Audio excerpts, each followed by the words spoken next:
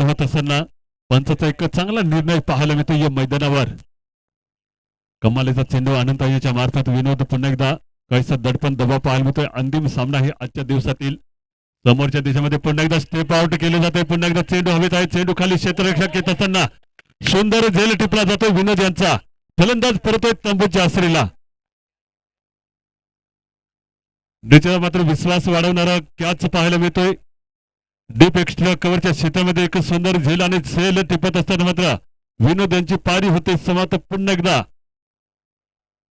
या स्पर्धेमध्ये पुन्हा एकदा आपण पाहतोय रवींद्र ज्याने मात्र मागील सामन्यामध्ये महत्वपूर्ण पारी खेळली होती त्याच पारीची गरज असेल. एकंदर पाहिजे तर काहीसा फॉर्मला पाहायला मिळतोय धामोडी संघ. शिल्पीचा धामोडी संघ डिचे मात्र उत्कृष्ट क्षेत्ररक्षण पाहायला मिळतंय. सुंदर झेल टिपला जातोय. निश्चित मात्र हा सुंदर झेल टिपला जातोय डीप एक्स्ट्रा कव्हरच्या रिजन मध्ये.